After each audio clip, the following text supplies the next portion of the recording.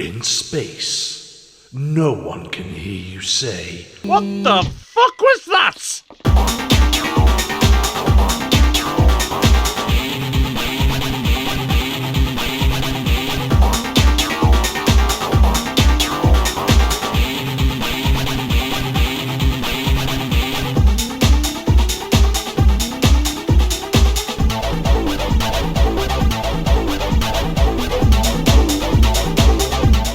Greetings, people of YouTube, 'tis I, Walsallmatt, and today we are talking about Alien Trilogy. Burke, we've lost contact with the colony on LV-426. Take Gorman and his team to investigate. Oh, PS1, how do I love thee? Let me count the many, many, many lost hours I have spent playing the plethora of games of which you have sported over the years. Oh, you were a fine mistress back in the day. But then again, I still think you are. And this is why we are going to be talking about one of my all-time favourites, Alien Trilogy. So, a little about Alien Trilogy. It is a first-person shooter which was developed by Probe Entertainment and published by Acclaim Entertainment in the godly year of 1996, the same year that Doctor Who returned to our TV screens in the form of Paul McGann.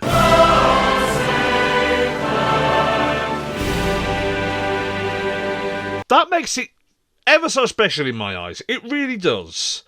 So, what is Alien Trilogy? Well, basically, it's a romp around the world of Alien. So there's not actually what you call a story thread. It's basically an awful lot of levels going through the various stages of the three films. And you start at one end, you go through the levels, you do what you gotta do, you blast the living crap out of anything that moves, and you get to the end. That is about it. Leave your brain at the door. There is no need for any sort of intellectual intelligence whatsoever, and that is why I absolutely fundamentally love this game, because it is utterly, utterly, utterly brilliant. And even to this day, I still play this game when I just want to blast the living crap out of something, and I love it. It is very much in the same vein as Doom. This is very Doom-based, there is no dishonour in that, none at all. I love Doom, I love Alien, so when you brew the two together, you get Alien Trilogy. Sue me, I'm a basic bitch.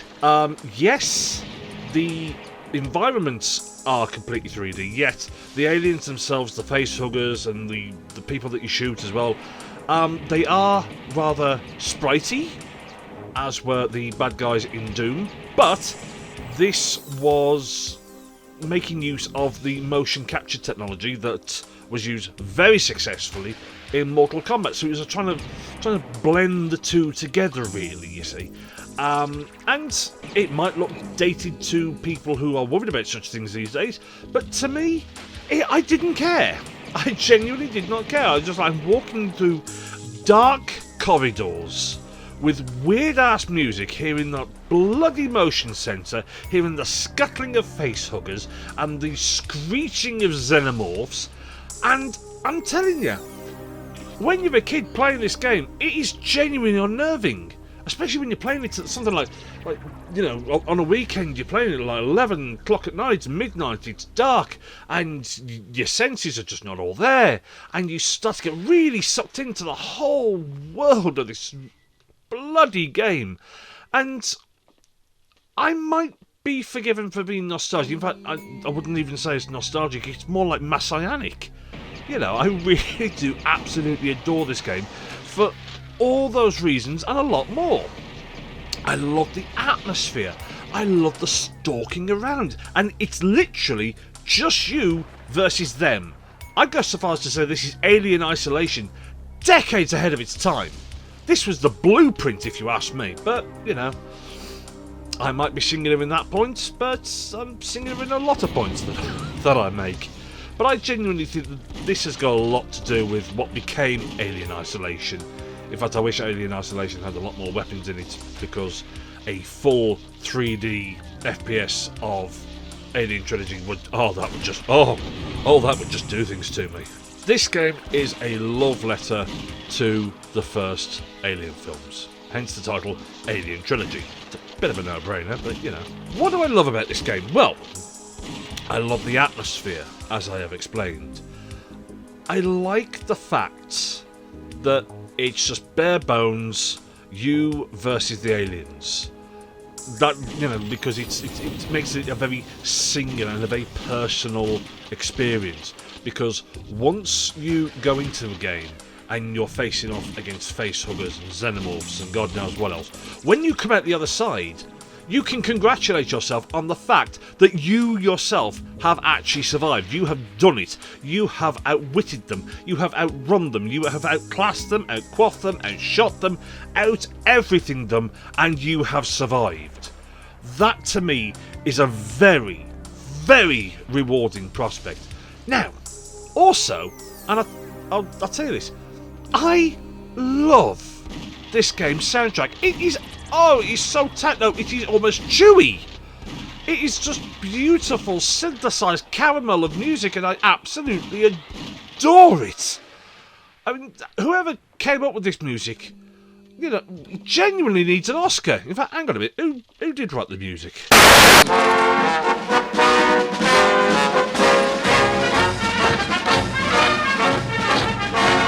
Stephen Root. Stephen Root. Dude, if you are out there and you see this, know that you are a fucking genius. You truly are. This music is absolutely wonderful. The down-tempo, dark, ambient, stalking around. I mean, it does add to the atmosphere. It really does.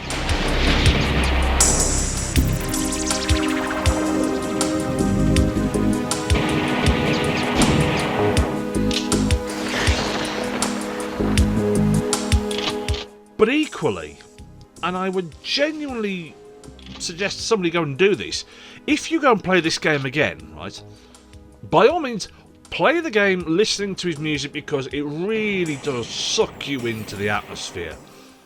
But do what I did as well. Play the game without the music, and it is just you and the atmosphere, or the lack of. Because as you go through the game, especially in the early stages, all you can hear are your own footsteps, and then the scuttling of facehuggers and the motion sensor.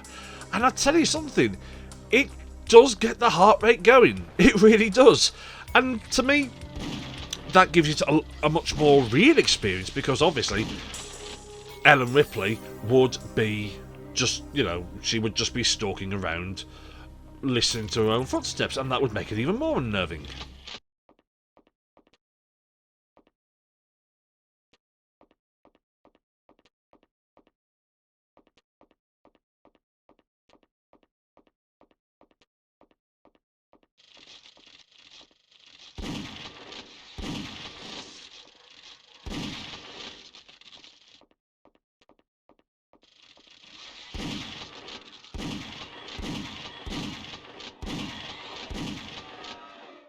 Apparently, the person that you are playing is Ellen Ripley. Now, if no one had told me that, I wouldn't have known. Genuinely.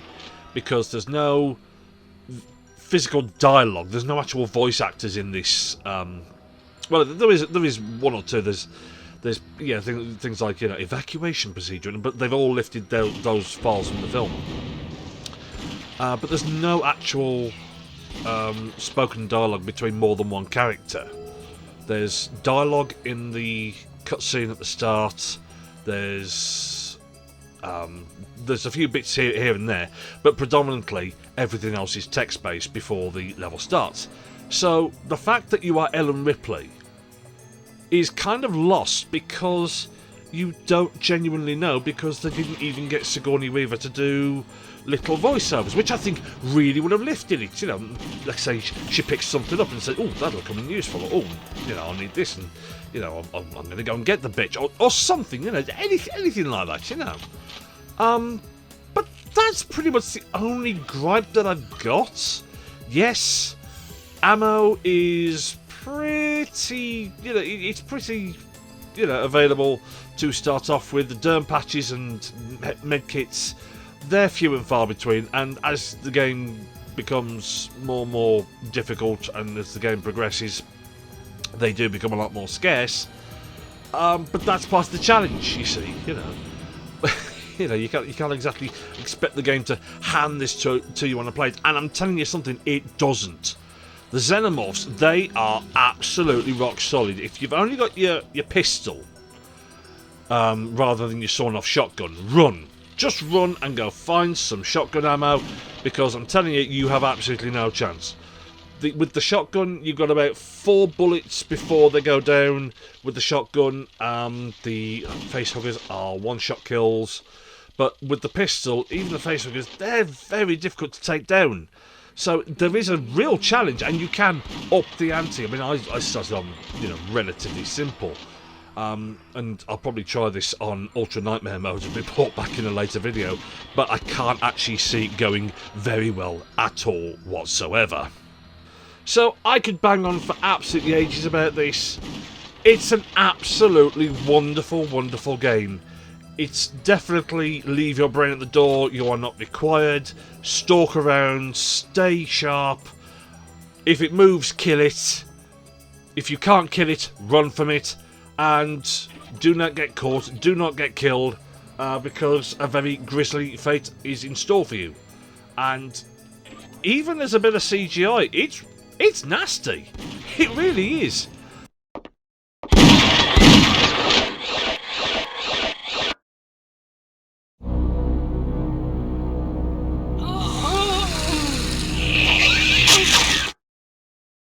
And I absolutely love this game. I could not recommend this anymore, which is odd because a movie tie-in game really does have a, they can get a bad rap, especially Fox Interactive Media games, because I know that Independence Day, which wasn't as popular because it wasn't as good a game, but Alien Trilogy, if you've never played this game before and you've always been curious about it, go play it, go emulate it, go get the disc. It's cheap as chips. If you can still run a PS1 game on your PS1 or on your PS2, go get it, go buy it, go play it, and just enjoy. Just enjoy, and play it at night as well. Play it at night, it's just you alone, and just get really sucked into the whole atmosphere. You are going to absolutely love it, because I loved it. I could bang on forever about this, but all I'm going to say is that Alien Trilogy was an absolute fundamental masterpiece. When it came out, it received glowing praise. Everybody loved it, and it's very, very easy to see why. Anyway, that's enough for me. That was Alien Trilogy. It's genius. It's brilliant. Go play it. Thank you very much. I've been Walsallmatt.